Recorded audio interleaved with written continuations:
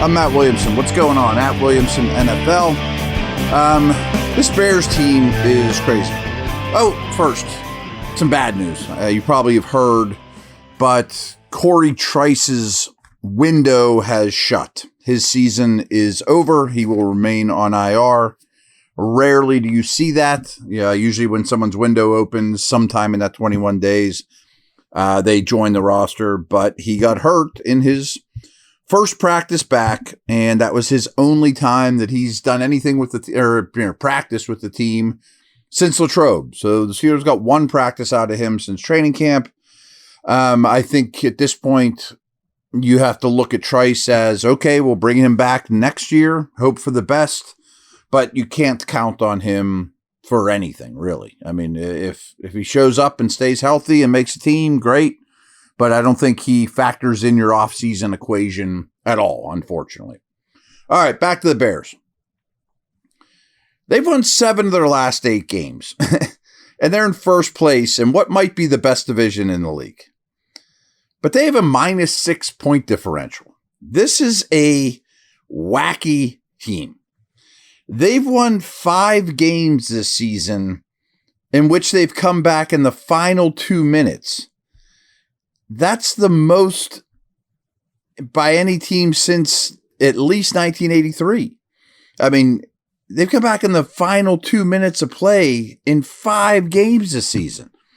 Now, I don't think, Caleb Williams is this unbelievable clutch factor guy, but he does step it up late, and there is a knack to it, and they're so turnover oriented. I'm going to spend a lot of time in this podcast talking about turnovers. But it's nuts. I mean, when trailing in the second half, they end up 5-3 in those games. Denver's the only team better, 6-1. But I can't get over that they have now won 5 games this season in which they came back in the final 2 minutes of play. Again, they have a -6 point differential, despite being a first place team and winning 7 of the last 8. However, they start fast. They have a +23 point differential. That's 4th best in the first quarter of games, but a negative point differential in all the other 3 quarters, despite coming back in the 4th quarter time and time again. So they do a lot of bad stuff in the 4th quarter too. They let these teams back in after they get leads. They're all over the place, but in the end, they're really building something good here. And I'm going to get into this turnover stuff here heavy, but overall, Bears fans should be elated. I mean, I'm 52 years old, and they've never had a quarterback. I mean, Jay Cutler, Jim McMahon, these are like the best guys they've had in history.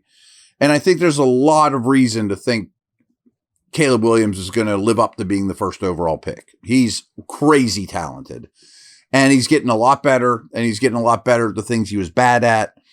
So I think they have a coach and a quarterback. Ben Johnson has always been cracked up to be as this great guru offensive mind.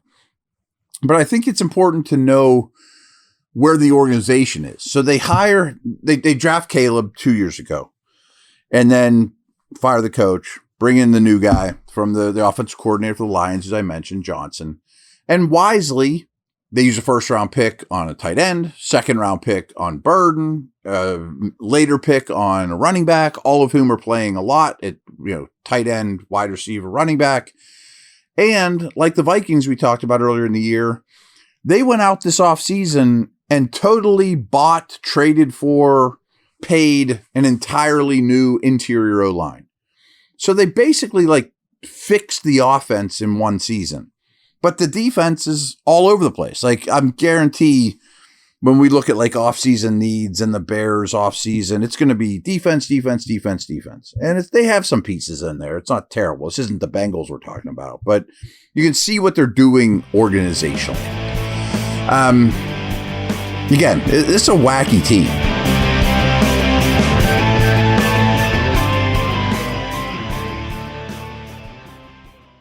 Football season's finally here. Time to check out the latest odds, futures, and win totals on the FanDuel Sportsbook. Think the Steelers are headed to the Super Bowl? Lock in your bets today.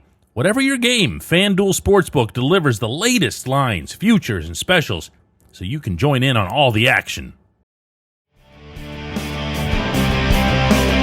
right, I told you I'd tell you about turnover differential because, bear with me, I'm just going to kind of read this huge paragraph I have because we've talked to no end about the Steelers and turnover differential and being reliant on turnovers.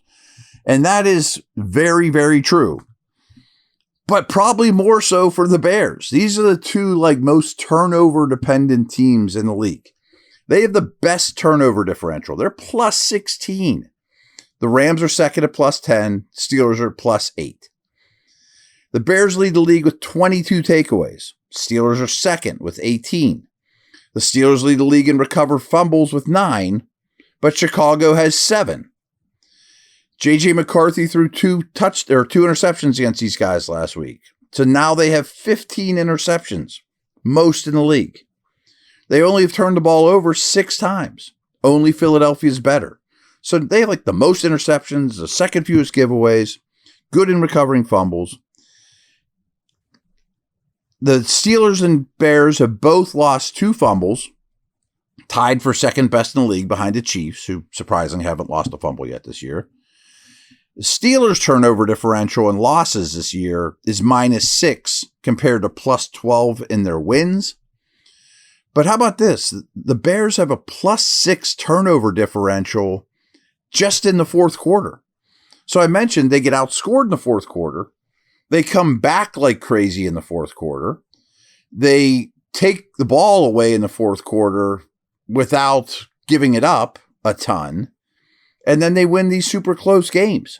So they are nuts. And in a way, doesn't this feel a lot like the way Tomlin and the Steelers have lived for years? And how did the Steelers win that game? Well, they got out rushed by a ton and blah, blah, blah. And still, the Steelers, along the lines of turnovers, they've scored a league-high 77 points off of turnovers. 14 of them last week. It's crazy.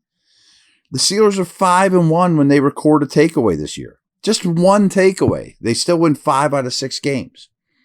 And they've only won 1 game in which they didn't win the turnover battle. 5-0 when they do win the turnover battle. It's nuts. I mean, these two teams are pretty crazy to me in terms of a lot of these things. And so again, the Steelers are a first place team, and the Steelers have given up 51 more first downs, 630 more passing yards, 89 more yards per game than the Steelers produce. They've given up those, a ton more first downs, a ton more passing yards, almost 100 yards more per game than they've produced this year, yet the Steelers are in first place. The Bears and Steelers are 25th and 26th in explosive play rate allowed. I mean, they're like the worst in the league at allowing explosive plays. But how about this? This comes back to the turnovers. The Steelers' offense starts with the league's best starting field position. Probably shouldn't shock you. They're good on special teams. They take the ball away. The Bears' offense is second. So these two teams start with the best field position in the entire league. Steelers have the 3rd worst yards per drive differential and the league's worst plays per drive differential in the whole league, as well as the 2nd worst 3rd and out differential. And what I mean by that is if over the course of the game, Steelers go 3 and out 10 times and the defense forces the opponent to go out 5 times, well, then you're -5 in 3 and out differential, but they're the worst in the league across these things. The Bears, should have mentioned this one earlier because it goes to something we were just talking about. Their average margin of victory. So if you just take their wins, what do they normally win by? They win by 6 points. But that's only 3 teams or lower if you just look at their wins. So along those lines, only the Broncos and Eagles, very good teams, have more one-score wins than the Bears. Everything is close. And you'd think, yeah, they are good on teams. They're great in turnover differential. They must be phenomenal winning in the margins. In those regards, yes, but they've committed 80 penalties this year. That's the third or fourth most. So that kind of stuff really has gone against them. Last note that's similar about these teams, and there's plenty, is the Bears and Steelers are the only two teams in the league that have 6 different players with 200 or more receiving yards. So it's a Dunze, it's Moore, it's Loveland, it's Kmet, it's Swift, it's, I'm missing one of their receivers.